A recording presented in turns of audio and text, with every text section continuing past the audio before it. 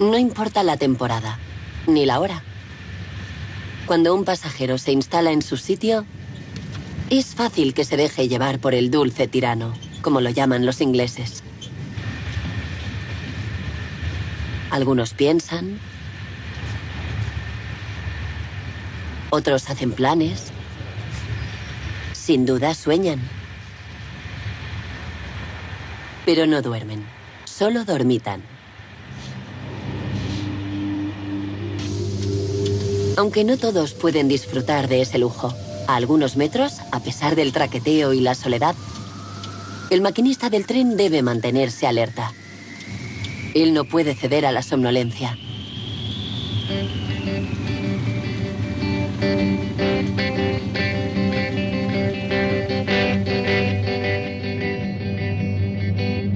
Más pronto o más tarde, todos nos encontramos ante responsabilidades. En un mundo que va cada vez más deprisa, la mínima distracción puede ser fatal.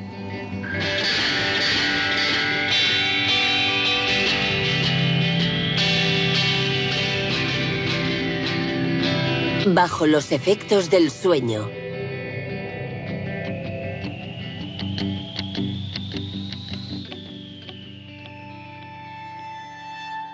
¿Qué es la somnolencia exactamente? Es un estado natural extraño. ¿Es estar medio dormido? ¿O es una vigilia incompleta? Una cosa está clara. Todo ocurre en el interior de nuestro cráneo. En algún lugar de las desconocidas circunvoluciones de nuestro cerebro.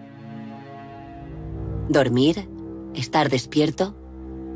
Veremos que no es suficiente decidirlo para que tenga lugar, como si nuestro cerebro tuviera vida propia.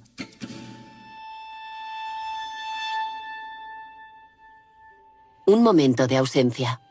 ¿Quién puede recordarlo?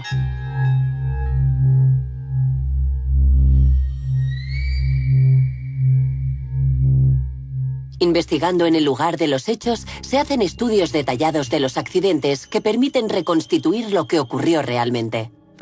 Él aseguró que iba a unos 80 kilómetros por hora y que le sorprendió el ruido de la gravilla.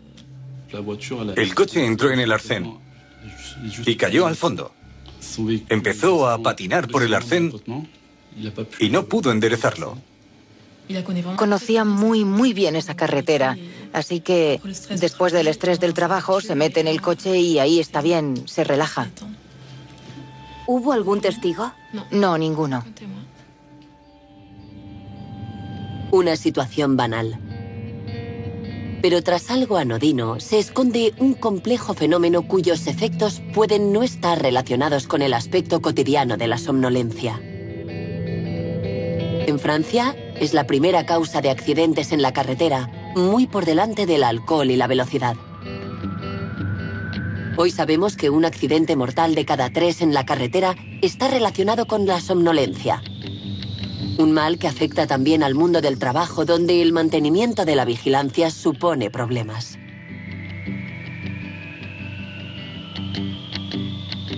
Para comprender los mecanismos de la somnolencia, Alain Misset tuvo la idea de utilizar un simulador de conducción como herramienta de investigación.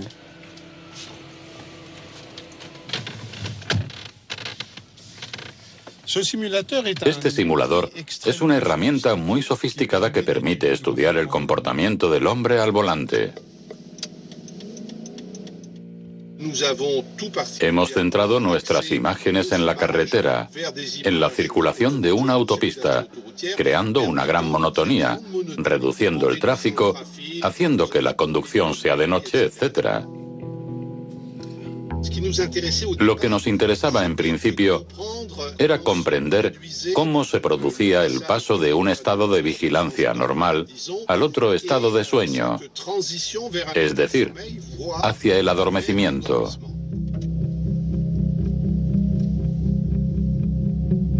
Gracias a un dispositivo que registra la actividad cerebral, los investigadores pudieron medir la somnolencia, que aquí llaman hipovigilancia.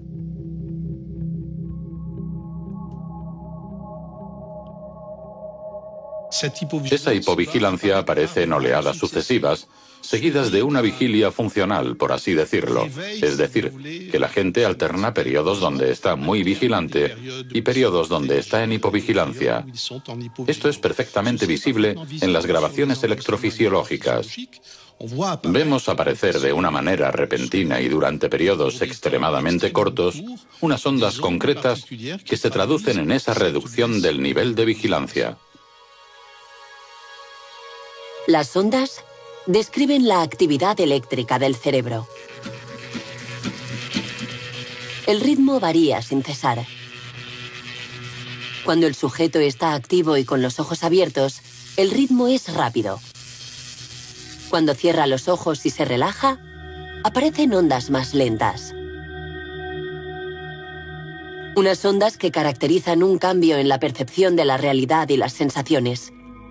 El sujeto, que es fácil de despertar, suele decir que no estaba durmiendo. Es muy difícil aceptar esa idea de que somos susceptibles de dormirnos al volante. Y mucha gente cree que hay signos precursores que les advierten, como el picor de ojos, los bostezos, el hecho de que de repente nos desviemos un poco en el carril. Pero a lo largo de los estudios que hemos llevado a cabo en este laboratorio, hemos visto que los incidentes aparecen aunque haya habido anteriormente, durante 5 o 10 minutos, signos evidentes de hipovigilancia a nivel de la actividad eléctrica cerebral.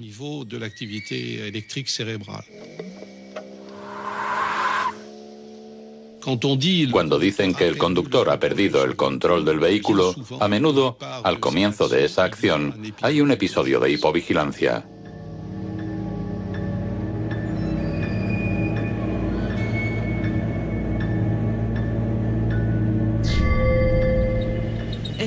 Si noto cuándo está llegando la somnolencia, yo creo que a nivel visual sí.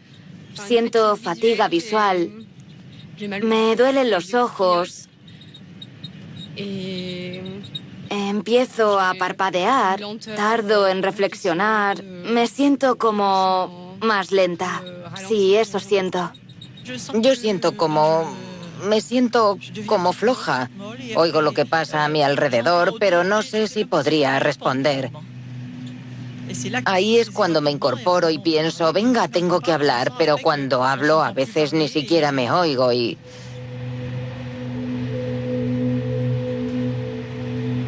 ¿Qué sabemos del comportamiento de un cerebro que se duerme? Durante mucho tiempo se pensaba que cuando nos dormíamos, nuestro cerebro también se dormía de una manera global. En los años 80, más o menos, empezamos a tener algunas pistas a nivel electrofísico que demostraban que no era así. Y en los años 90, las nuevas técnicas mostraron que el cerebro no se dormía en masa, por así decirlo. Sabemos algo más sobre el proceso de adormecimiento desde que unos investigadores empezaron a grabar lo que les ocurría a los pacientes hospitalizados. Michel Magnen está interesado en la manera en que el cerebro trata la información. Hay una estructura muy importante que es el tálamo. ¿Por qué es importante? Pues sencillamente porque toda la información que nos manda el mundo exterior tiene que pasar por el tálamo para llegar al córtex, donde esa información es descifrada. El tálamo se encuentra en el centro del cerebro. Es una estructura clave para mantener el sueño, la conciencia y la vigilancia.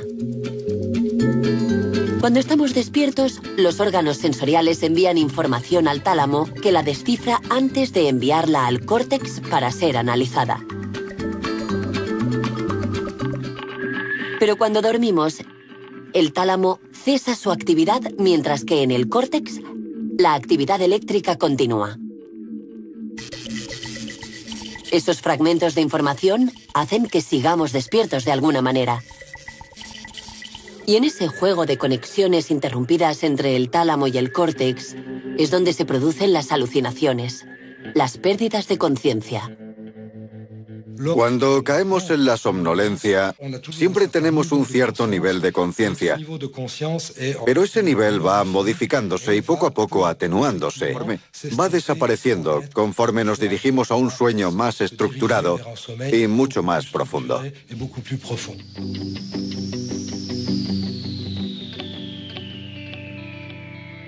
El adormecimiento es, por definición, un estado que escapa a nuestra voluntad. Para dormir, nos abandonamos progresivamente al sueño. Pero cuando estamos despiertos al volante de un coche en un periodo que puede ser muy corto, algo nos ocurre, una especie de corte de energía.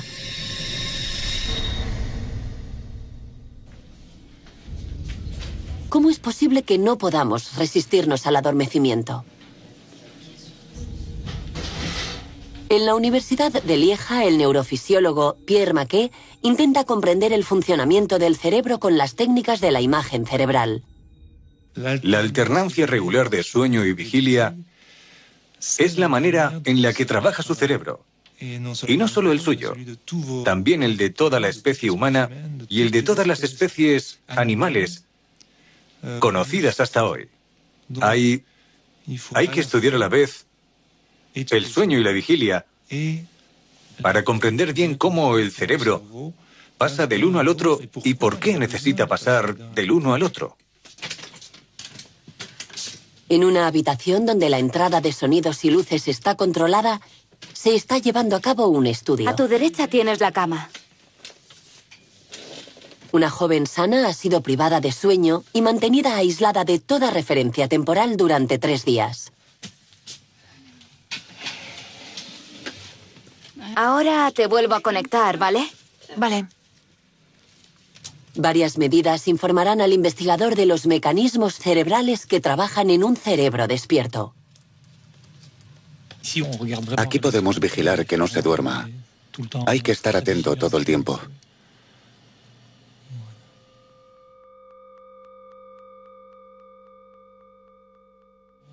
Pero al cabo de 52 horas de vigilia continua, empiezan a aparecer unos adormecimientos repentinos e incontrolables. Ahí se ha dormido. Y ahí la hemos despertado. Cuando la despertamos, se ven unos grandes movimientos oculares del músculo y su ritmo se acelera.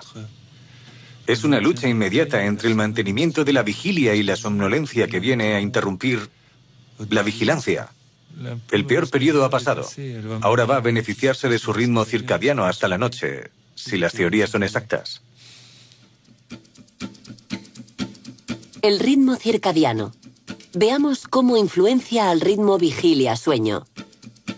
Todo cerebro para funcionar necesita reposo. Cuando está despierto, usa sus reservas y acumula una deuda de sueño. Hasta que llega el sueño reparador y le prepara para afrontar el día siguiente.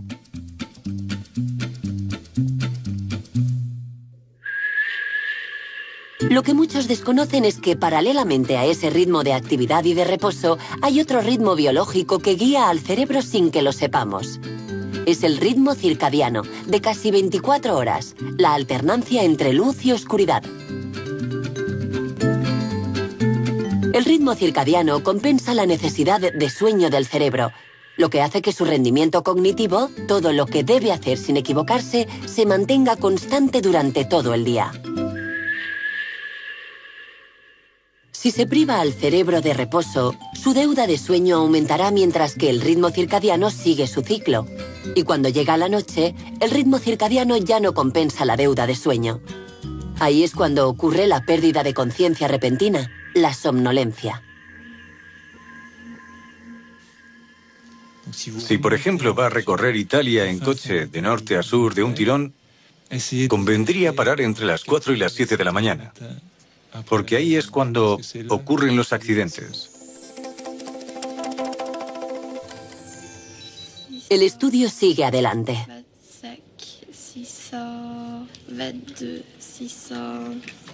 La conejillo de Indias debe contar hacia atrás. Una técnica para mantenerse despierta durante el transporte hasta la resonancia magnética. ¿Sigue todo bien? Sí, todo bien. Vale, allá vamos. Inmovilizada, la paciente tiene que detener un cronómetro en marcha. La prueba demostrará la influencia de la presión del sueño en el tiempo de respuesta, así como las regiones cerebrales movilizadas. Después, los investigadores analizarán miles de secciones cerebrales. Se recomienda dormir 8 horas al día. Si la duración media de sueño se aparta de esas 8 horas, por escaso o por defecto, la longevidad disminuye. Aún no entendemos bien por qué. Sabemos que ciertos individuos, sin duda por razones genéticas, necesitan muchas menos horas de sueño, mientras que otros necesitan 10 u 11 horas. También sabemos que el modo de vida que llevamos ahora en este mundo industrializado constriñe terriblemente la manera en que organizamos nuestras fases de sueño y vigilia, lo que podría tener efectos nocivos en nuestras capacidades cognitivas y en nuestra salud a largo plazo.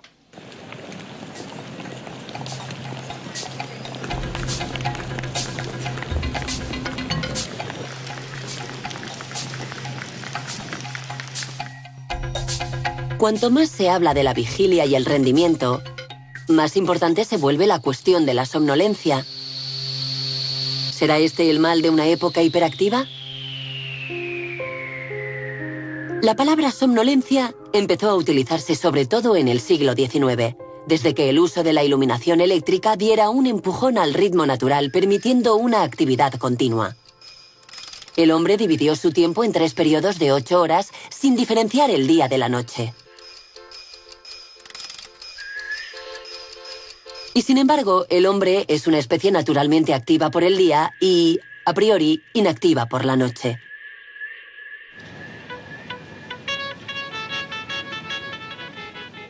No hace mucho hemos sabido que la luz tiene un efecto sobre el cerebro humano a través de un sensor esencial.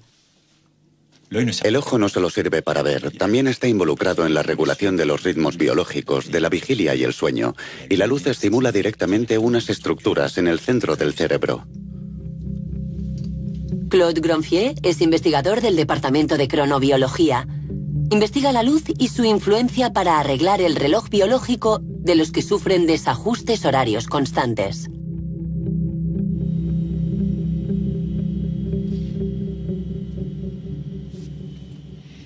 No se mueva. Lo que vemos aquí es la constricción de la pupila que está indicada por este pequeño círculo.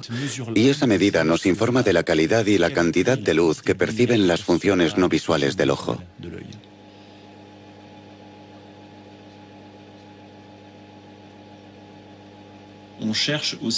También buscamos determinar, con un objetivo clínico, cuáles son los espectros luminosos, los colores, las intensidades y las duraciones óptimas para activar esas funciones en los individuos que trabajan constantemente en situaciones de luz artificial.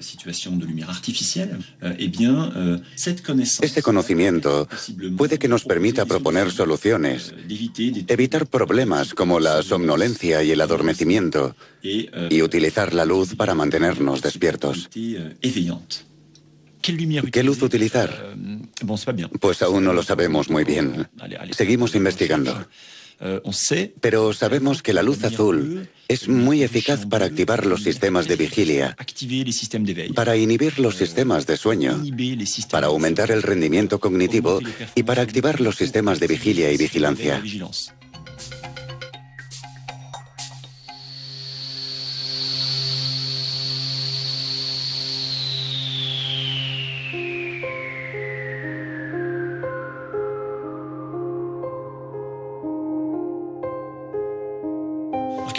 ¿Qué pasa cuando estamos sentados al sol? Pues que se activan los mecanismos que están implicados en la vigilia, en el sueño, en el humor, en la vigilancia y en el rendimiento cognitivo. Creemos que la calidad del sueño se construye durante la vigilia y en nuestro laboratorio pensamos que también está influenciada por la calidad de la luz a la que hemos estado expuestos durante el día.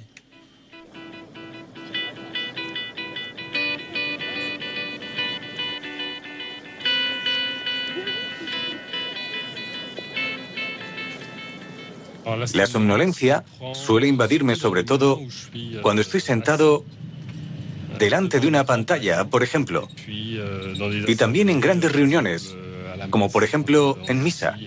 Cuando estoy sentado escuchando al cura, eso también puede darme algo de sueño.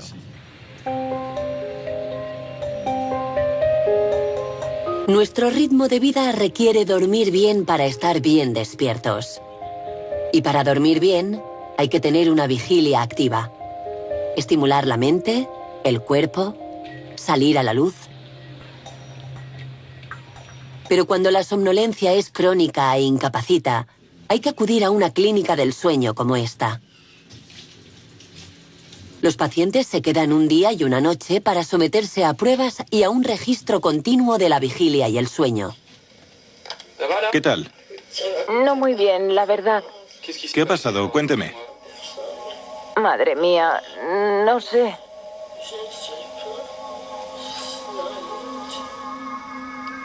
¿Está mejor? Hay muchas enfermedades relacionadas con la somnolencia, pero la más grave es la narcolepsia. Es una enfermedad rara, afecta a menos de una persona de cada 2000, así que es una enfermedad rara. Y afecta más a los jóvenes. En el 80% de los casos se desarrolla entre los 15 y los 18 años, y hay que vivir con ella toda la vida, porque por suerte no es una enfermedad mortal, pero es la más grave en su campo. Las personas tienen una somnolencia muy particular. Se duermen enseguida. Suele costarles mucho evitarlo. Y duermen unos 10, 15 o 20 minutos. Después se despiertan y recuerdan lo ocurrido como un sueño. ¿Quiere decir algo, señora Da Costa? ¿Se está despertando? ¿Se acuerda perfectamente de todo lo que le he dicho? No sabía si era un sueño o era la realidad, porque recuerdo muy bien lo que sueño. Sí, pero esos sueños que parecían reales es lo que ha pasado. No, pero lo que ha pasado no me he movido, ¿no? No se ha movido. Pensaba que estaba en Sí, otra sí, parte. me he movido, he caminado, he visto un montón de gente. De acuerdo. Sí.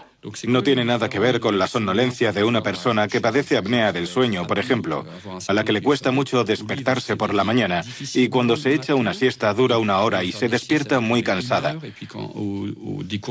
Una persona con narcolepsia se duerme 3, 4, 5, 6 veces al día, duerme 10 minutos y después está en plena forma. ¿Y cuánto tiempo se queda dormido? Un cuarto de hora. Entre 10 minutos y un cuarto de hora. Es difícil dormirse un cuarto de hora en clase, ¿no? Normalmente al cabo de 1 o 2 minutos el compañero de al lado te da un codazo para... Estoy como medio dormido. Vale. No desconecto totalmente, pero... A la somnolencia puede acompañarle un relajamiento muscular incontrolable, provocado por una fuerte emoción como la risa, el placer y también el miedo o la sorpresa. En cuanto a las perspectivas, evidentemente depende del trabajo que quiera hacer. Como, por ejemplo, piloto de avión, que no creo que pudiera. Pero no pasa nada, tengo claro que hay cosas que no podré hacer. Vale, efectivamente hay trabajos como camionero, conductor de autobús, taxista, que no están aconsejados, eso está claro. No son trabajos que me atraigan. Vale. La narcolepsia es una enfermedad modelo para comprender mejor todos los sistemas de vigilia y sueño. Gracias a esa enfermedad, hemos descubierto la existencia de una proteína en el cerebro. Si no existiera esa enfermedad, es posible que se hubiera descubierto igual, pero unos años más tarde. Pero desde el año 2000 hemos podido demostrar, el grupo de Stanford sobre todo y el equipo de Emmanuel Mignot, que en los perros labradores y Doberman había una mutación en un gen y que por tanto es una enfermedad genética transmisible en animales, en perros. Los experimentos con los perros que presentan los mismos síntomas que los humanos le permitieron al profesor Mignot aislar el gen que produce la famosa proteína, la orexina, implicada en la enfermedad. Están completamente paralizados. No hay ningún tono muscular, como si estuvieran durmiendo, pero en realidad están despiertos. Vamos, chicos. La narcolepsia ofrece una nueva perspectiva sobre los sistemas de vigilia que están provocados por unos complejos intercambios químicos. Entre los miles de millones de neuronas que constituyen el cerebro, algunas tienen la función de emitir señales que fomentan el despertar de otras neuronas. Las moléculas que transportan esas señales se llaman neurotransmisores excitadores. Hay varias y cada una corresponde a una red neuronal específica. Conocemos la adrenalina y también la histamina y la orexina, descubiertas recientemente. El estado de vigilia es el resultado de la activación de esas redes de neuronas que funcionan solas y en sinergia. En el caso de la narcolepsia, la desaparición de la orexina es lo que provoca un fallo de transmisión de uno de los sistemas de vigilia. Esa particularidad encaminó la búsqueda de nuevas moléculas hacia otras pistas. El profesor Lin dirige el Laboratorio de Fisiología Integrada del Sistema de Vigilia. Aquí mismo, hace unos 30 años, el profesor Michel Jouvet, especialista del sueño, descubrió un potente activador utilizado para mejorar la vigilancia de los soldados. Y todo gracias a sus investigaciones con gatos. El gato, dicho sea de paso, es un maestro en somnolencia. Hoy el profesor Lin está trabajando en una nueva molécula activadora. Aquí investigamos los mecanismos responsables de la vigilia y, sobre todo, nuestros estudios están centrados en dos sistemas principales de la vigilia, la histamina y la orexina. Nosotros fuimos quienes definimos el papel de la histamina en la vigilia. Ha sido una investigación que ha durado entre 20 y 25 años. Para el profesor Lin, la somnolencia es un déficit de la vigilia que permite mostrarnos los mecanismos centrales responsables del mantenimiento de esa vigilia. El gato fue el modelo en la investigación del sueño, pero la investigación de los sistemas de vigilia se centra en los ratones. Este es un ratón normal con un ciclo de vigilia y sueño también normal. Y como ven, está muy activo y es difícil de coger. Y este es un ratón genéticamente modificado. Como ven, presenta todas las características de la obesidad. Está enorme. En este caso, los sistemas de histamina y orexina se han abolido. Por eso tiene todos los signos de la somnolencia a nivel de comportamiento y electroencefalográfico. De hecho, este ratón se ha creado en el laboratorio y es único en el mundo. Gracias a estos modelos, los investigadores pueden probar los circuitos de la vigilia uno a uno basándose en los comportamientos que todo ser vivo practica todos los días. Primero está la vigilia ligada a la motivación. El ratón normal hace esfuerzos para trepar, tocar y llegar a la comida, mientras que un ratón que no tiene histamina no tiene ninguna motivación y se queda al fondo de la jaula.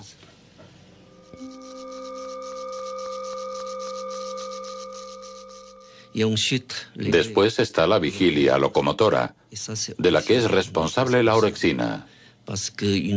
Un ratón normal, cuando se le coloca en una rueda, disfruta corriendo y, por tanto, se mantiene más tiempo despierto. Mientras que un ratón que no tiene orexina, la rueda no le gusta y adopta una postura para dormir.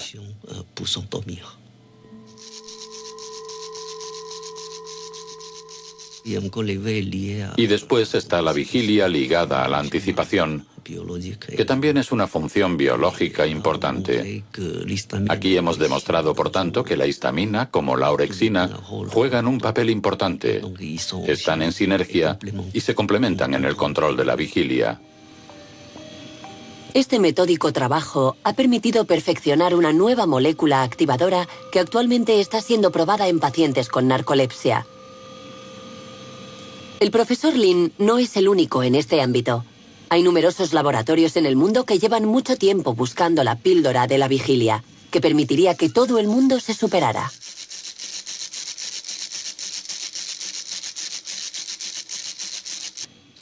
¿Qué hago para luchar contra la somnolencia? Yo cierro los ojos y los abro rápidamente. Y después Y después hago como si no estuviera durmiendo, ¿sabes? Hago como si... Hago esto, ¿ves? Yo saco la cabeza por la ventanilla. Me espabilo un poco y después vuelvo a sentarme. Hablemos del hombre y de su rendimiento. En un mundo de comunicaciones electrónicas instantáneas, un mundo que jamás duerme, el hombre representa una fuente de errores. Eso es lo que los ergónomos que estudian el entorno del trabajo han bautizado como el factor humano. La somnolencia y la pérdida de vigilancia están en el origen de varios de esos errores. Y si hay un ámbito particularmente expuesto es el del transporte aéreo, que por definición acorta el tiempo, se ríe de la luz natural y altera los ritmos biológicos. El investigador de ergonomía Philippe Cabon se interesa por el funcionamiento del transporte aéreo donde domina el trabajo continuo.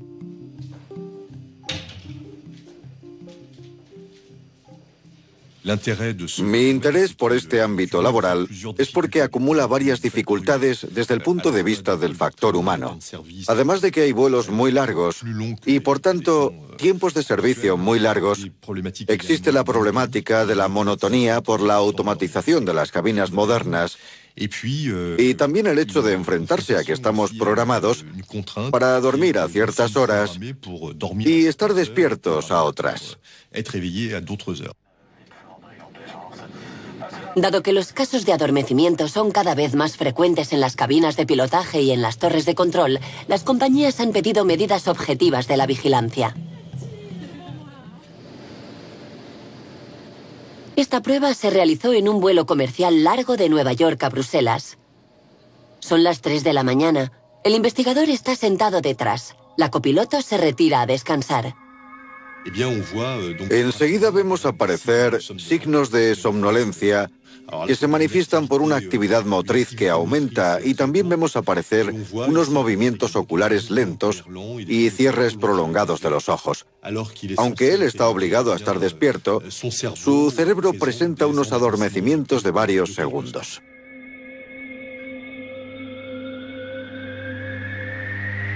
Efectivamente, vemos que en los vuelos de ida hay una reducción del número de microsueños, mientras que en los vuelos de vuelta vemos que el número aumenta, y eso está causado por la acumulación de fatiga durante esos vuelos.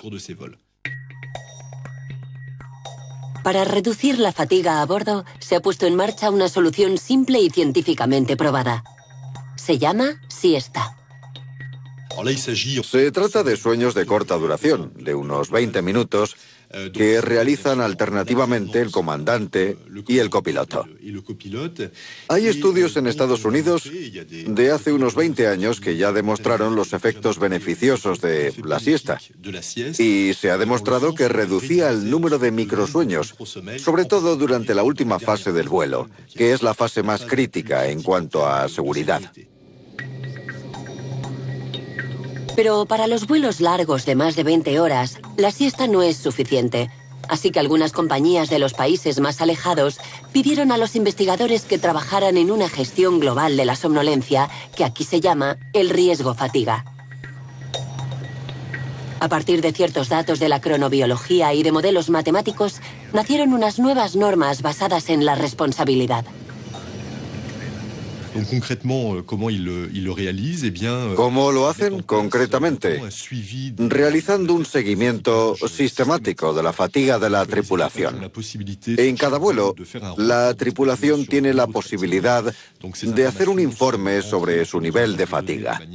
Y esa información se introduce en una base de datos de manera confidencial, por supuesto. Y en función de los niveles de fatiga que se identifican, se puede modificar el horario de la rotación o ampliar la tripulación, e incluso añadir un piloto en ese vuelo para reducir la fatiga de la tripulación. No dejan de adaptar las reglas de seguridad para ajustar todo ese conjunto de vuelos. La cuestión de la calidad de la vigilancia y del nivel de vigilia ocupa un lugar central en nuestra sociedad. Cada individuo tiene una opinión sobre sus propios límites, pero como toda opinión privada y subjetiva, comporta unos riesgos. ¿Podemos conocer objetivamente nuestro grado de vigilancia?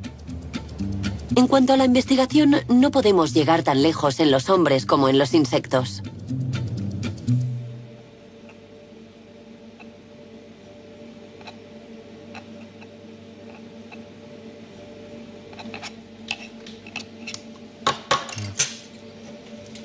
Estas son hembras. Y están más despiertas que los machos. En el caso de las moscas, las hembras están más despiertas que los machos, que se quedan al fondo del tubo. La Drosophila se ha convertido en una especie modelo para la biología fundamental. Mediante cruces sucesivos de estas moscas del vinagre, los investigadores han conseguido obtener la cepa con la que querían experimentar. La mosca está activa durante el día y duerme por la noche. Pero ¿cómo se sabe cuándo una mosca duerme y cuándo está despierta? Cada uno de estos sistemas, cada uno de estos tubos contiene una mosca. Cuando la mosca está despierta, está siempre en el centro del tubo. Y eso lo registra el ordenador gracias a una conexión.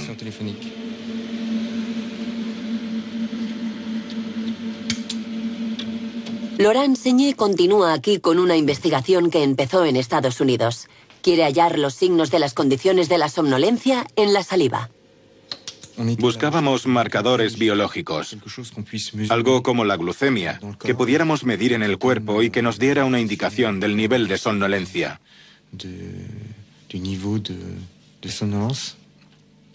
Para ello usamos cepas de moscas que son muy sensibles a la falta de sueño. Y privamos a esas moscas de sueño. Es una estimulación relativamente suave para las moscas, pero muy eficaz.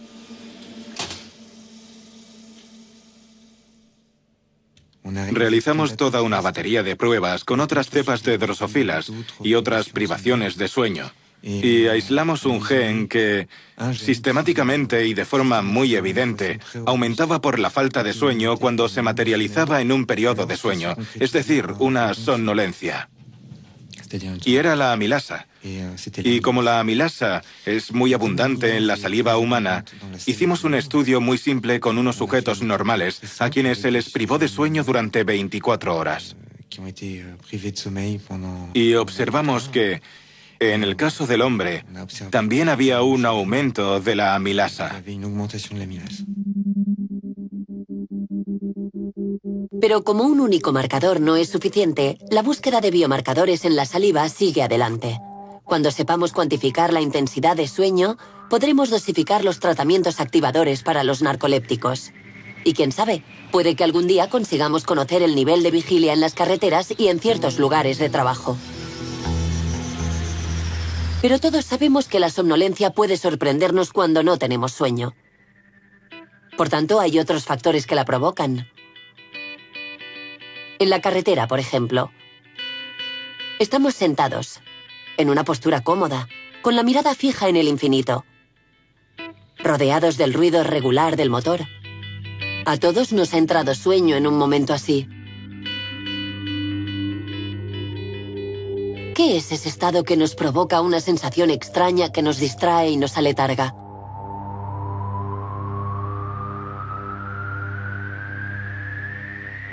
Es un estado corriente e inofensivo en el tren, donde algo nos pone a soñar y nos lleva poco a poco.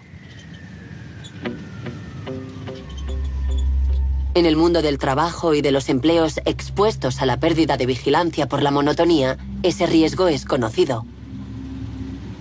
Cuando estudiamos el estado de los conductores, pasamos tiempo observando todos esos parámetros. Y siempre encontramos factores inherentes a la pérdida de vigilancia. Hay lugares donde el conductor presta menos atención a lo que hace, como cuando atravesamos la bus, por ejemplo, porque hay menos señalización, menos circulación, y hay más tendencia a que la mente se pierda un poco en reflexiones, a que pensemos en lo que vamos a hacer cuando acabemos la jornada laboral. Y hay que luchar contra eso. No es fácil, pero esas ensoñaciones son una pérdida de vigilancia.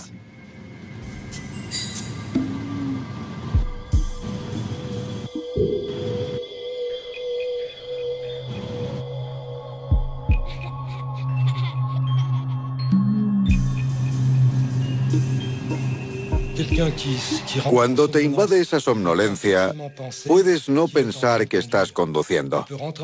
Puedes entrar en ese estado pensando en las vacaciones de las que disfrutarás más adelante, en verano. Por tanto, sales de la ocupación principal que tienes estando despierto para dispersarte en otras direcciones. Eso está ligado al hecho de que las informaciones del mundo exterior, como por ejemplo el paisaje que vemos cuando vamos en coche, ya no tienen un aporte de estímulos suficientes para poder ser integrado y analizado por el córtex.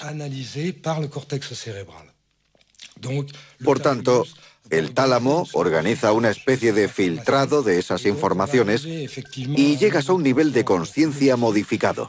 Y el cerebro se pone, en cierta manera, a trabajar en sus propias informaciones.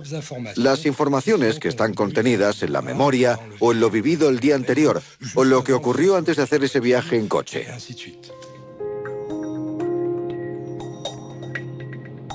En ciertas circunstancias, habría que desconfiar del cerebro y de las imágenes que nos muestra. Porque pensar en otra cosa ya es señal de una disminución de la vigilia.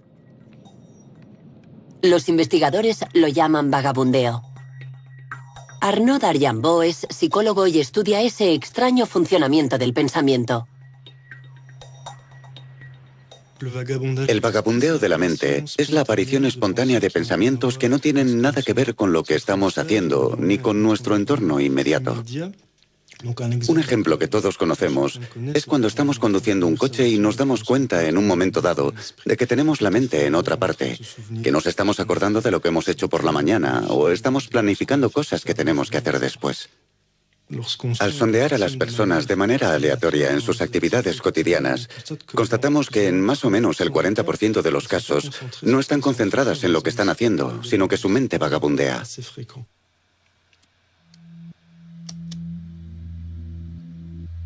¿Cómo descubrir un cerebro vagabundo? Poniéndole a hacer test de una monotonía infernal y registrando el tiempo de reacción y el número de errores.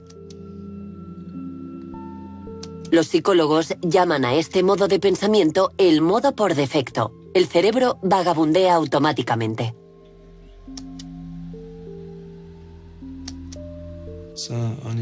Es un estado especial en el que la atención está centrada en representaciones internas más que en el entorno inmediato en el que nos encontramos. Las representaciones internas pueden ser recuerdos, proyectos de futuro o pensar en un amigo cercano. Al examinar el contenido de los pensamientos cuando la mente vagabundea, constatamos que la mayoría de esos pensamientos están relacionados con el futuro más que con el pasado y el presente. Por tanto, el vagabundeo podría tener un papel importante en la planificación y la gestión de nuestros objetivos personales y nuestras actividades.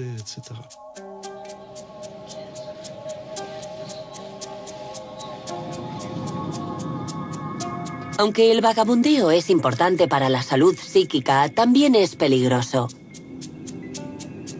Uno entra en ese estado igual que cae en la somnolencia, de manera inconsciente. En unas condiciones de monotonía cada vez más extendidas y provisto de un cerebro que hace lo que le da la gana, el hombre es más que nunca un error en potencia. Para los maquinistas de tren, la cuestión de la vigilancia se planteó desde el inicio del ferrocarril y ha ido ajustándose conforme evolucionaba la tecnología. Cuando se encontró solo a bordo, sin mecánico, se perfeccionó un sistema llamado el pedal de hombre muerto.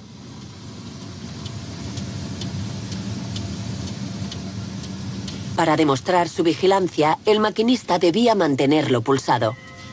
En caso de somnolencia, enfermedad o de muerte repentina, la presión se relajaba y la locomotora se paraba. Pero ciertos maquinistas podían dormitar manteniendo el pie apoyado. Por eso, para garantizar la seguridad, el sistema de vigilia automática, llamado VA, añadió una tarea. Si lo suelto unos segundos, suena un timbre. Y si no reacciono, el tren se para. Y si suelto la mano más de un minuto de la VA, suena otro timbre y el tren también se para automáticamente si no reacciono. Es cierto que entre colegas a menudo comentamos: he tenido un bajón. Es normal. A veces nos sobreviene la fatiga o la somnolencia, pero todo el mundo lo sabe.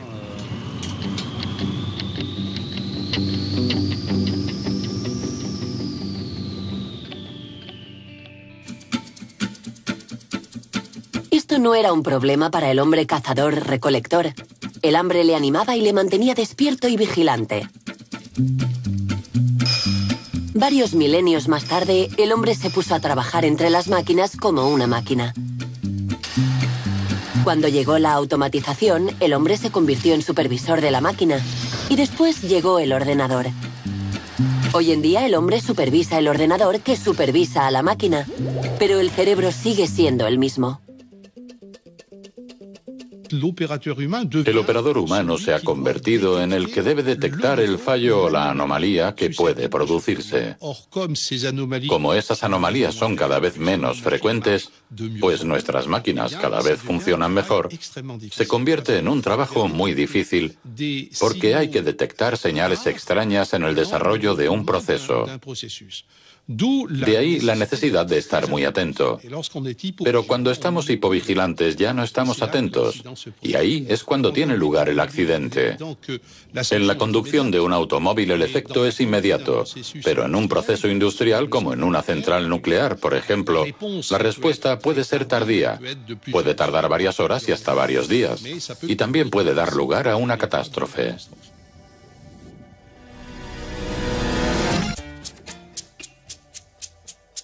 Entre los profesionales más expuestos están los conductores de vehículos pesados.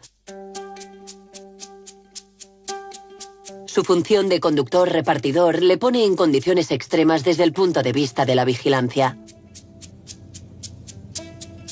Además del estrés de las entregas y de los riesgos de la circulación, sufre la monotonía de la conducción en la carretera.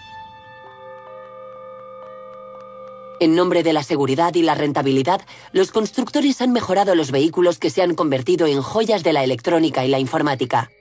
Pero, ¿qué papel juega el hombre? Maxime Flamand coordina un estudio europeo sobre esa cuestión. En un vehículo pesado, hoy en día encontramos un sistema que regula la velocidad y otro que adapta la velocidad en relación al vehículo que le precede. Encontramos sistemas que se centran en las líneas de la vía y te mantienen en tu carril. También hay sistemas que advierten en caso de cambio de carril si hay un vehículo al lado.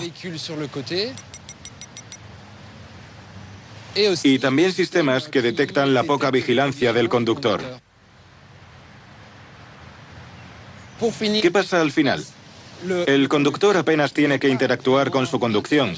Puede dejar que el sistema lleve el vehículo. Solo tiene que estar atento. Demostrar que está atento teniendo los ojos abiertos. Porque por lo demás el vehículo se conduce solo. Pero ¿cuánto tiempo puede estar vigilante un hombre con los ojos abiertos solo mirando la carretera sin nada más que hacer? Enseguida lo sabremos. Hemos provisto unos camiones de sensores y cámaras que registrarán y analizarán el comportamiento de los conductores durante un trayecto largo, pues todos esos sistemas funcionan mientras el conductor está vigilante. Gracias a la teledetección de la mirada, el ordenador de a bordo analiza la posición de los ojos y de la cara.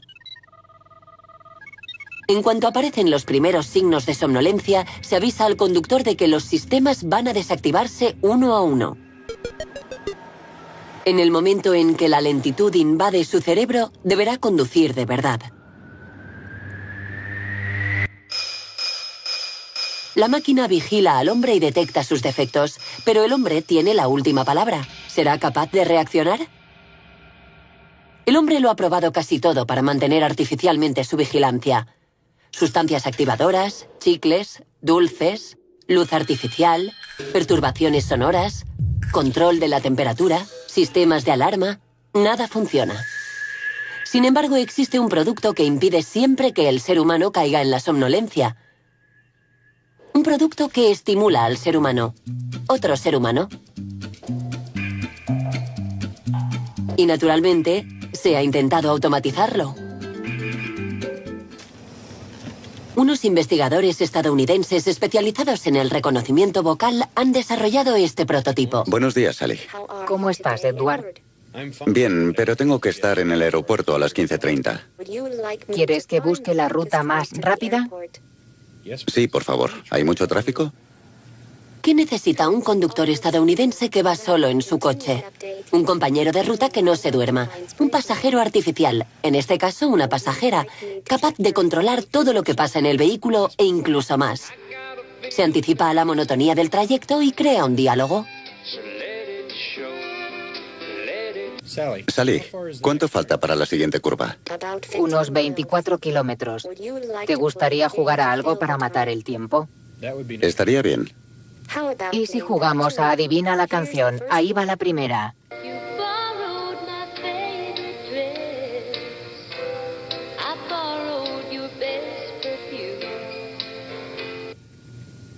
Es Out of Your Shoes. Bien, vamos a por otra. El principio de un juego que interese al conductor estimula la actividad cerebral y al mismo tiempo impide que se duerma y que vagabundee. Esa es Under the Hood. Correcto. Pero ninguno de esos artificios modifica el estado, solo maquilla el problema. La somnolencia sigue siendo un factor irreductible. Cuando más se investiga para ayudar al hombre, más se reduce su motivación y su responsabilidad, y por tanto, más se duerme. ¿Una sociedad tan productiva puede funcionar sin tener en cuenta las capacidades del cerebro humano? ¿Y si la somnolencia fuera una de las señales, o la señal de que nuestro cerebro no responde a las exigencias del mundo que hemos creado y nos lo está haciendo saber?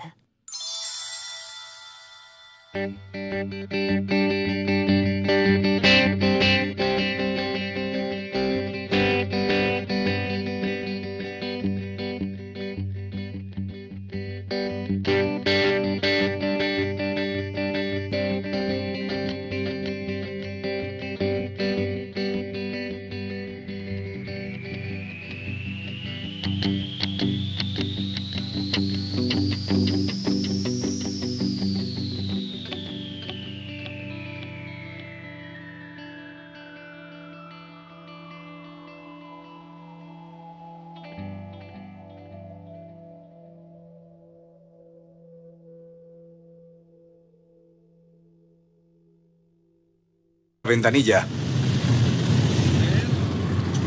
Me espabilo un poco y después vuelvo a sentarme. Hablemos del hombre y de su rendimiento.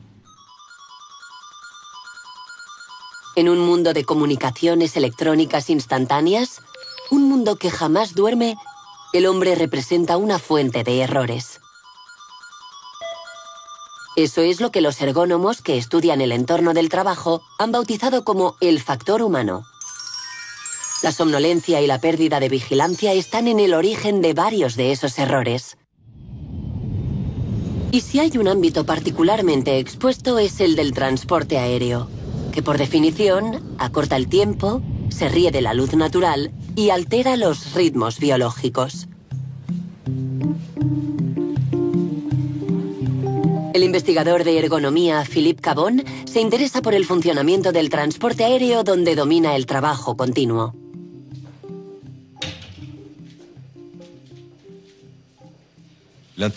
Mi interés por este ámbito laboral es porque acumula varias dificultades desde el punto de vista del factor humano.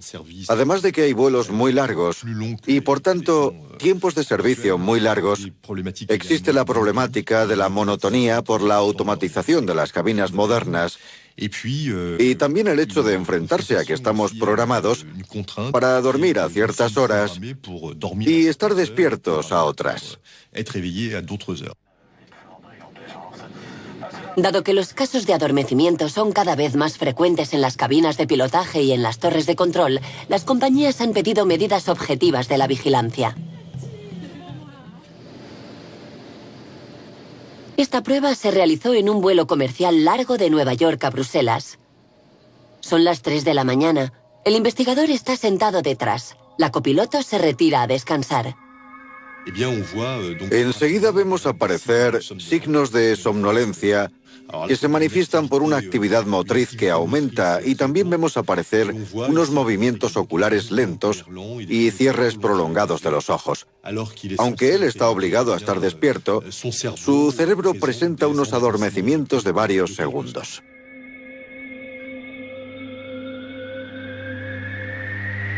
Efectivamente, vemos que en los vuelos de ida hay una reducción del número de microsueños, mientras que en los vuelos de vuelta vemos que el número aumenta, y eso está causado por la acumulación de fatiga durante esos vuelos.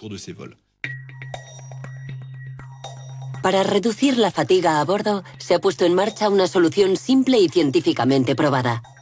Se llama siesta. Se trata de sueños de corta duración. Todo ocurre en el interior de nuestro cráneo. En algún lugar de las desconocidas circunvoluciones de nuestro cerebro. ¿Dormir? ¿Estar despierto? Veremos que no es suficiente decidirlo para que tenga lugar, como si nuestro cerebro tuviera vida propia.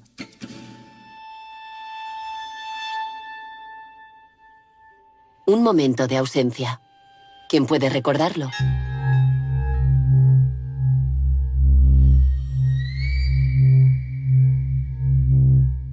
Investigando en el lugar de los hechos, se hacen estudios detallados de los accidentes que permiten reconstituir lo que ocurrió realmente. Él aseguró que iba a unos 80 kilómetros por hora y que le sorprendió el ruido de la gravilla. El coche entró en el arcén y cayó al fondo. Empezó a patinar por el arcén y no pudo enderezarlo. Conocía muy bien esa carretera, así que después del estrés del trabajo se mete en el coche y ahí está bien, se relaja. ¿Hubo algún testigo? No, ninguno. Una situación banal. Pero tras algo anodino se esconde un complejo fenómeno cuyos efectos pueden no estar relacionados con el aspecto cotidiano de la somnolencia. En Francia, es la primera causa de accidentes en la carretera, muy por delante del alcohol y la velocidad. Hoy sabemos que un accidente mortal de cada 3 en la carretera está relacionado con la somnolencia. Un mal que afecta también al mundo del trabajo, donde el mantenimiento de la vigilancia supone problemas.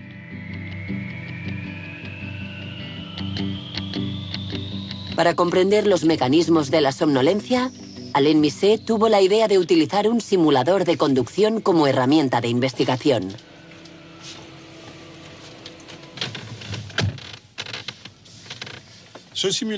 Este simulador es una herramienta muy sofisticada que permite estudiar el comportamiento del hombre al volante. Hemos centrado nuestras imágenes en la carretera, en la circulación de una autopista, creando una gran monotonía, reduciendo el tráfico, haciendo que la conducción sea de noche, etc. Lo que nos interesaba en principio era comprender cómo se producía el paso de un estado de vigilancia normal al otro estado de sueño, es decir, hacia el adormecimiento.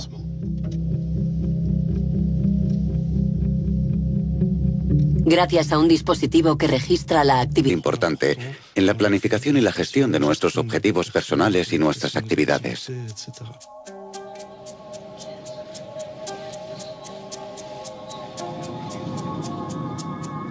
Aunque el vagabundeo es importante para la salud psíquica, también es peligroso. Uno entra en ese estado igual que cae en la somnolencia, de manera inconsciente. En unas condiciones de monotonía cada vez más extendidas y provisto de un cerebro que hace lo que le da la gana, el hombre es más que nunca un error en potencia. Para los maquinistas de tren, la cuestión de la vigilancia se planteó desde el inicio del ferrocarril y ha ido ajustándose conforme evolucionaba la tecnología. Cuando se encontró solo a bordo, sin mecánico, se perfeccionó un sistema llamado el pedal de hombre muerto.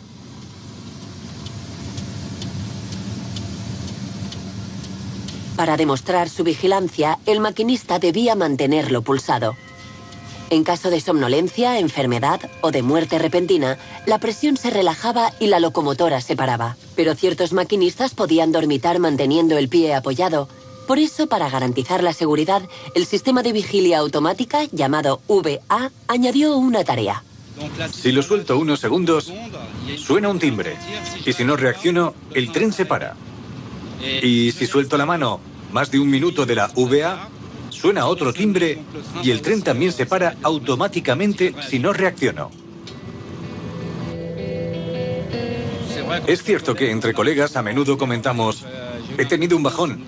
Es normal. A veces nos sobreviene la fatiga o la somnolencia, pero todo el mundo lo sabe.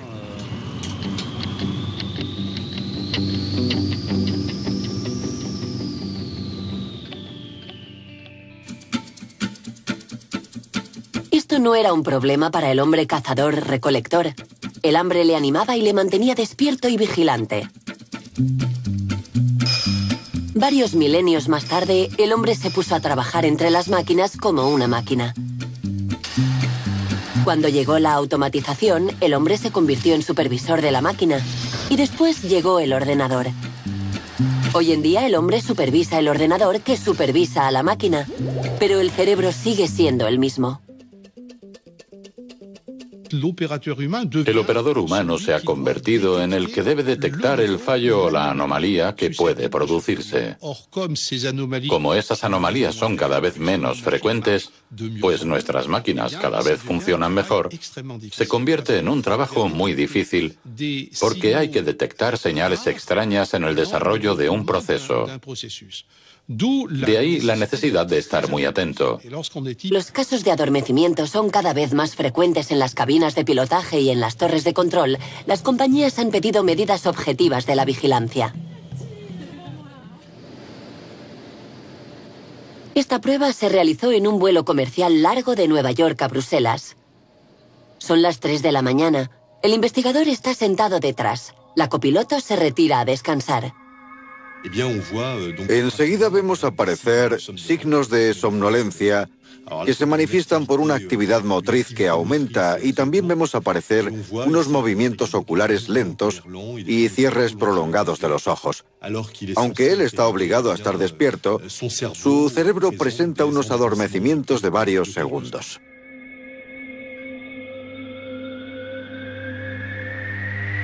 Efectivamente, vemos que en los vuelos de ida hay una reducción del número de microsueños, mientras que en los vuelos de vuelta vemos que el número aumenta, y eso está causado por la acumulación de fatiga durante esos vuelos. Para reducir la fatiga a bordo, se ha puesto en marcha una solución simple y científicamente probada. Se llama siesta. Se trata de sueños de corta duración, de unos 20 minutos, que realizan alternativamente el comandante y el copiloto. Hay estudios en Estados Unidos de hace unos 20 años que ya demostraron los efectos beneficiosos de la siesta. Y se ha demostrado que reducía el número de microsueños, sobre todo durante la última fase del vuelo, que es la fase más crítica en cuanto a seguridad. Pero para los vuelos largos de más de 20 horas, la siesta no es suficiente. Así que algunas compañías de los países más alejados pidieron a los investigadores que trabajaran en una gestión global de la somnolencia, que aquí se llama el riesgo-fatiga.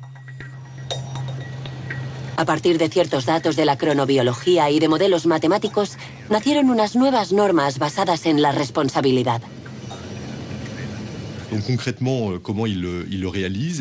¿Cómo lo hacen concretamente? Realizando un seguimiento sistemático de la fatiga de la tripulación. En cada vuelo, la tripulación tiene la posibilidad de hacer un informe sobre su nivel de fatiga. Y esa información se introduce en una base de datos de manera confidencial, por supuesto. Y en función de los niveles de fatiga que se identifican, se puede modificar el horario de la rotación o ampliar la tripulación. E incluso añadir un piloto en ese vuelo para reducir la fatiga de la tripulación. No dejan de adaptar las reglas de seguridad para ajustar todo ese conjunto de vuelos. Ocurren los accidentes.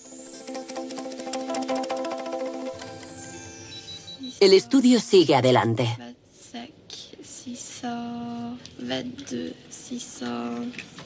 La conejillo de Indias debe contar hacia atrás. Una técnica para mantenerse despierta durante el transporte hasta la resonancia magnética. ¿Sigue todo bien? Sí, todo bien. Vale, allá vamos. Inmovilizada, la paciente tiene que detener un cronómetro en marcha. La prueba demostrará la influencia de la presión del sueño en el tiempo de respuesta, así como las regiones cerebrales movilizadas. Después, los investigadores analizarán miles de secciones cerebrales. Se recomienda dormir 8 horas al día. Si la duración media de sueño se aparta de esas 8 horas, por escaso o por defecto, la longevidad disminuye. Aún no entendemos bien por qué. Sabemos que ciertos individuos, sin duda por razones genéticas, necesitan muchas menos horas de sueño, mientras que otros necesitan 10 u 11 horas. También sabemos que el modo de vida que llevamos ahora en este mundo industrializado constriñe terriblemente la manera en que organizamos nuestras fases de sueño y vigilia, lo que podría tener efectos nocivos en nuestras capacidades cognitivas y en nuestra salud a largo plazo.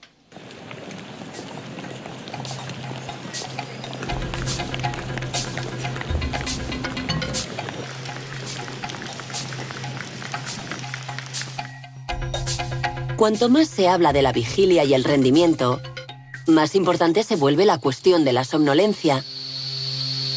¿Será este el mal de una época hiperactiva? La palabra somnolencia empezó a utilizarse sobre todo en el siglo XIX, desde que el uso de la iluminación eléctrica diera un empujón al ritmo natural, permitiendo una actividad continua. El hombre dividió su tiempo en 3 periodos de 8 horas, sin diferenciar el día de la noche. Y sin embargo, el hombre es una especie naturalmente activa por el día y, a priori, inactiva por la noche.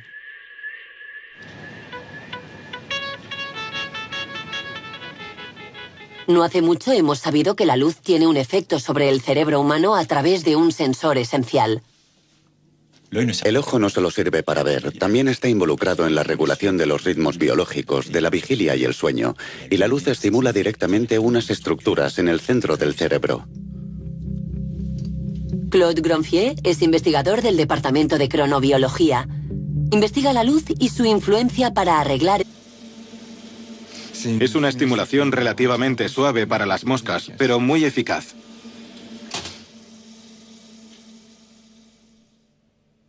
Realizamos toda una batería de pruebas con otras cepas de drosofilas y otras privaciones de sueño.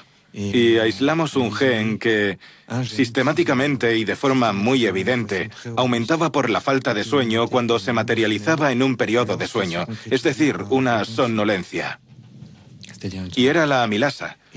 Y como la amilasa es muy abundante en la saliva humana, hicimos un estudio muy simple con unos sujetos normales a quienes se les privó de sueño durante 24 horas.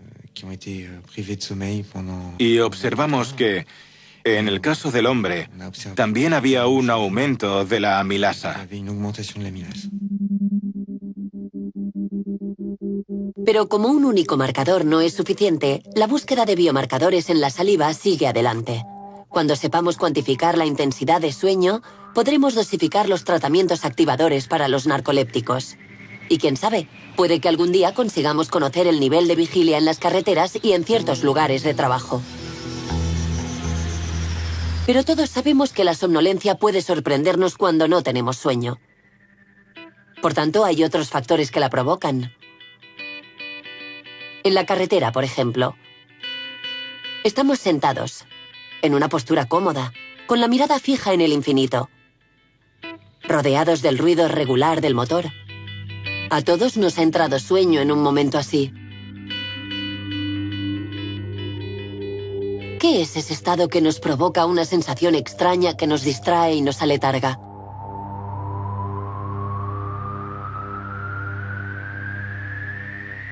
Es un estado corriente e inofensivo en el tren, donde algo nos pone a soñar y nos lleva poco a poco. En el mundo del trabajo y de los empleos expuestos a la pérdida de vigilancia por la monotonía, ese riesgo es conocido. Cuando estudiamos el estado de los conductores, pasamos tiempo observando todos esos parámetros. Y siempre encontramos factores inherentes a la pérdida de vigilancia.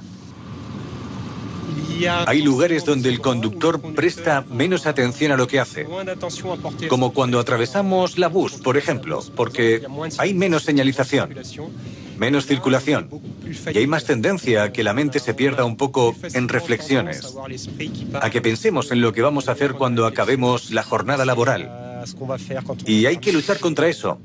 No es fácil, pero esas ensoñaciones son una pérdida de vigilancia. ¿O es una vigilia incompleta? Una cosa está clara. Todo ocurre en el interior de nuestro cráneo. En algún lugar de las desconocidas circunvoluciones de nuestro cerebro.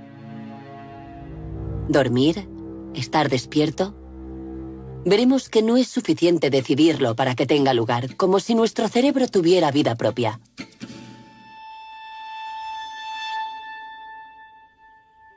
Un momento de ausencia. ¿Quién puede recordarlo?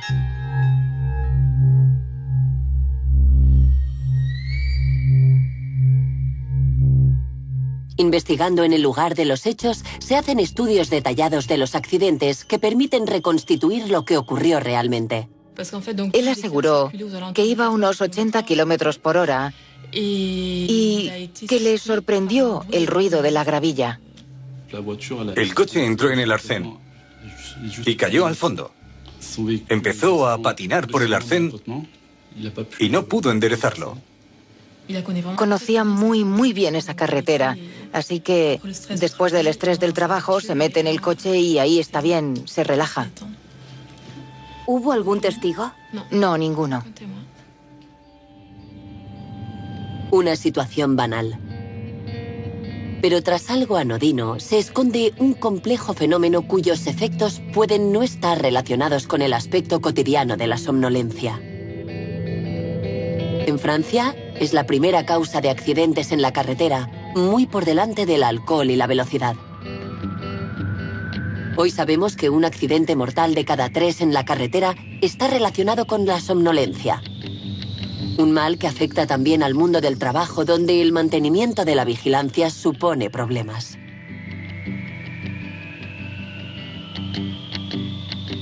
Para comprender los mecanismos de la somnolencia, Alain Misset tuvo la idea de utilizar un simulador de conducción como herramienta de investigación.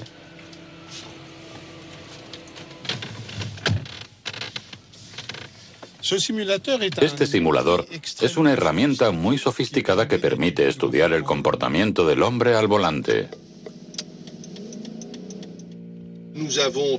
Hemos centrado nuestras imágenes en la carretera, en la circulación de una autopista, creando una gran monotonía, reduciendo el tráfico, haciendo que la conducción sea de noche, etc. Lo que nos interesaba en principio era comprender cómo se producía el paso de un estado de vigilancia normal al otro estado de sueño, es decir, hacia el adormecimiento. Durante 5 o 10 minutos signos evidentes de hipovigilancia a nivel de la actividad eléctrica cerebral.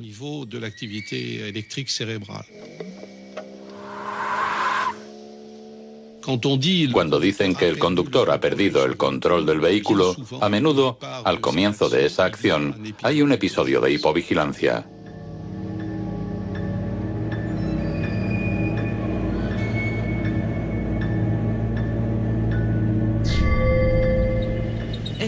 Si noto cuándo está llegando la somnolencia, yo creo que a nivel visual sí. Siento fatiga visual, me duelen los ojos, empiezo a parpadear, tardo en reflexionar, me siento como más lenta. Sí, eso siento. Yo siento como... me siento como floja. Oigo lo que pasa a mi alrededor, pero no sé si podría responder. Ahí es cuando me incorporo y pienso, venga, tengo que hablar, pero cuando hablo a veces ni siquiera me oigo y...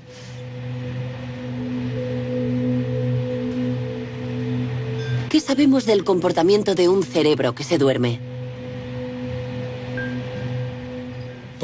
Durante mucho tiempo se pensaba que cuando nos dormíamos, nuestro cerebro también se dormía de una manera global. En los años 80, más o menos, empezamos a tener algunas pistas a nivel electrofísico que demostraban que no era así.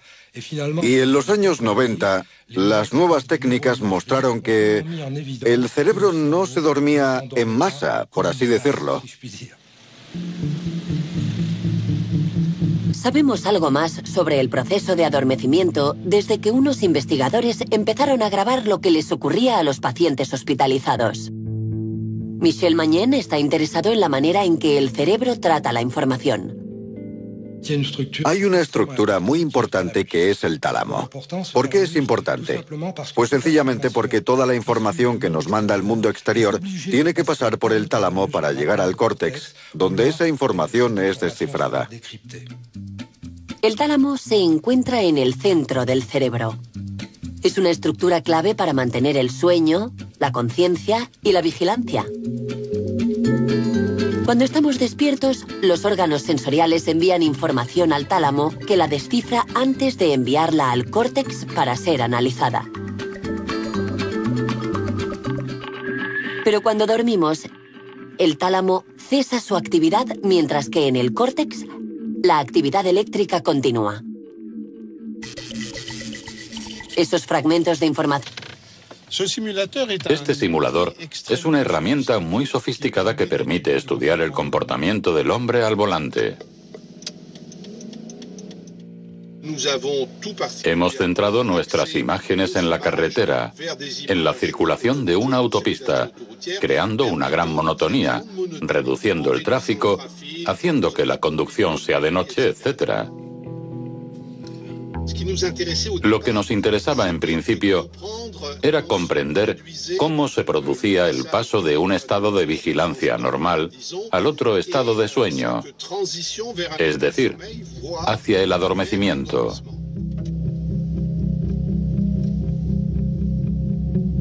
Gracias a un dispositivo que registra la actividad cerebral, los investigadores pudieron medir la somnolencia, que aquí llaman hipovigilancia.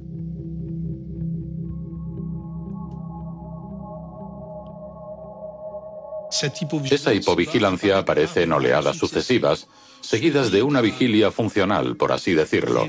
Es decir, que la gente alterna periodos donde está muy vigilante y periodos donde está en hipovigilancia.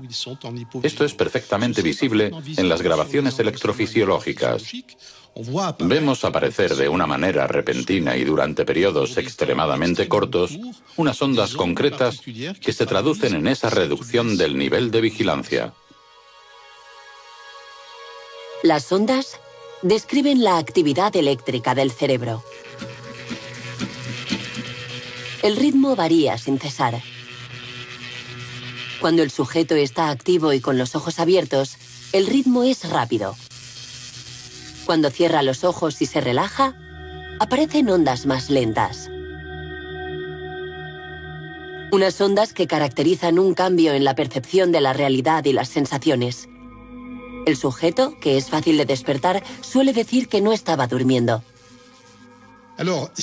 Es muy difícil aceptar esa idea de que somos susceptibles de dormirnos al volante. Y mucha gente cree que hay signos precursores que les advierten, como el picor de ojos, los bostezos, el hecho de que de repente nos desviemos un poco en el carril. Pero a lo largo de los estudios que hemos llevado a cabo en este laboratorio, hemos visto que los incidentes aparecen aunque haya habido anteriormente, durante 5 o 10 minutos, signos evidentes de hipovigilancia a nivel de la actividad eléctrica cerebral.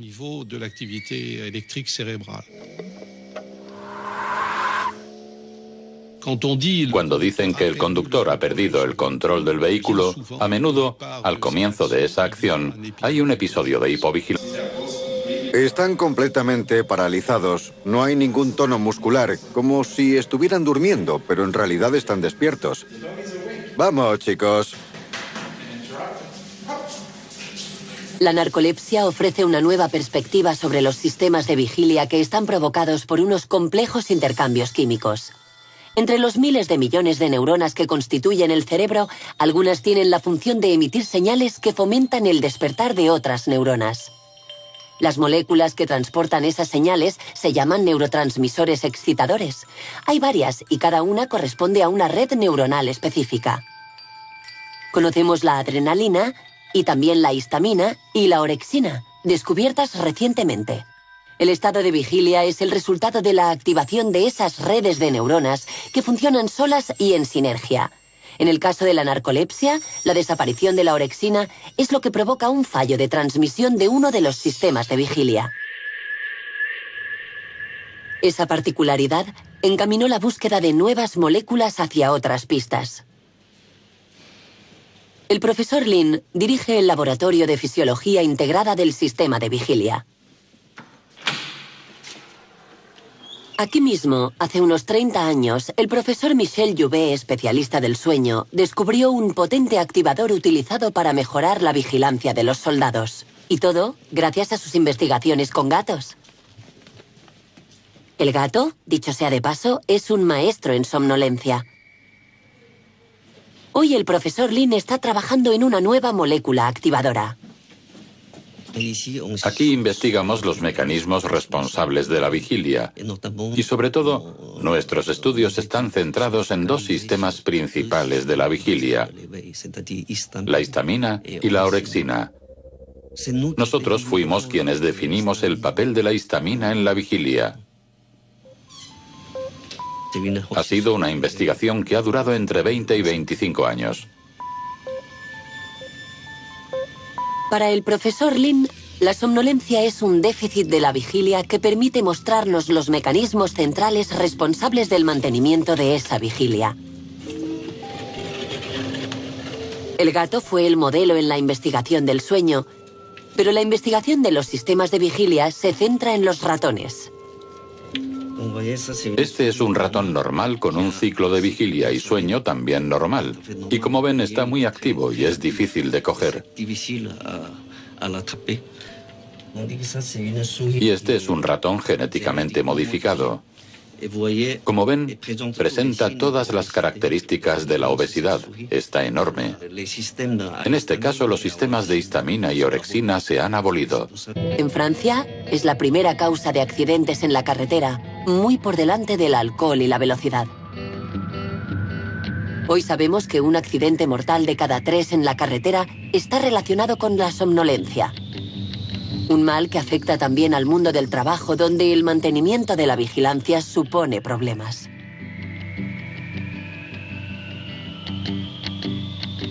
Para comprender los mecanismos de la somnolencia, Alain Misset tuvo la idea de utilizar un simulador de conducción como herramienta de investigación.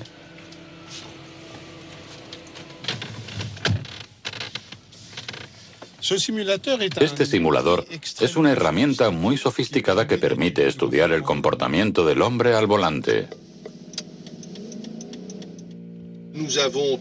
Hemos centrado nuestras imágenes en la carretera, en la circulación de una autopista, creando una gran monotonía, reduciendo el tráfico haciendo que la conducción sea de noche, etc.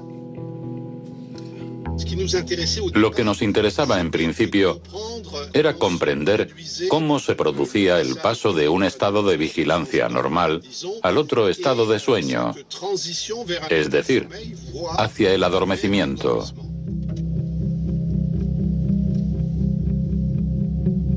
Gracias a un dispositivo que registra la actividad cerebral, los investigadores pudieron medir la somnolencia, que aquí llaman hipovigilancia.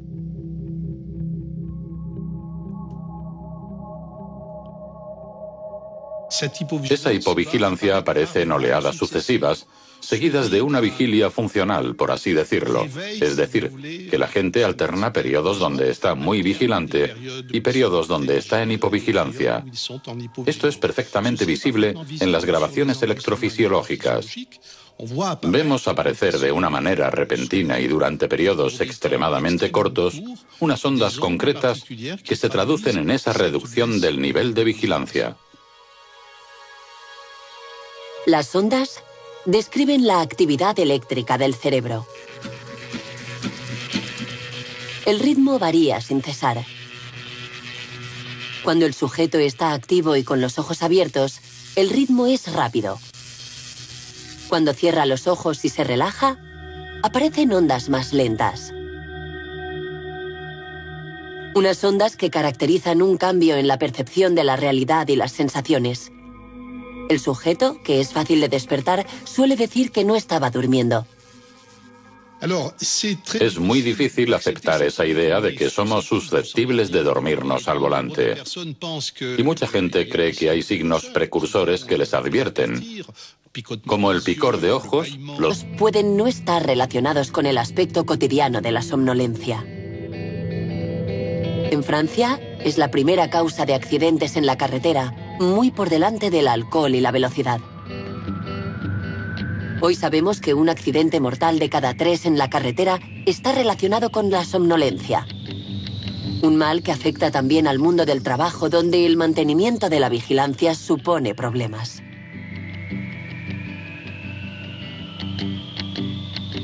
Para comprender los mecanismos de la somnolencia, Alain Misset tuvo la idea de utilizar un simulador de conducción como herramienta de investigación.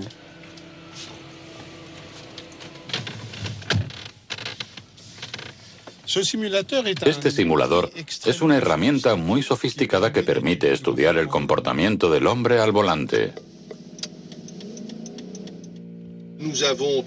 Hemos centrado nuestras imágenes en la carretera, en la circulación de una autopista, creando una gran monotonía, reduciendo el tráfico, haciendo que la conducción sea de noche, etc.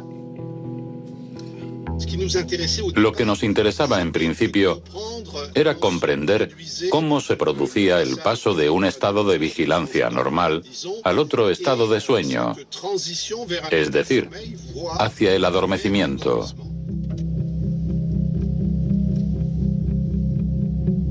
Gracias a un dispositivo que registra la actividad cerebral, los investigadores pudieron medir la somnolencia, que aquí llaman hipovigilancia.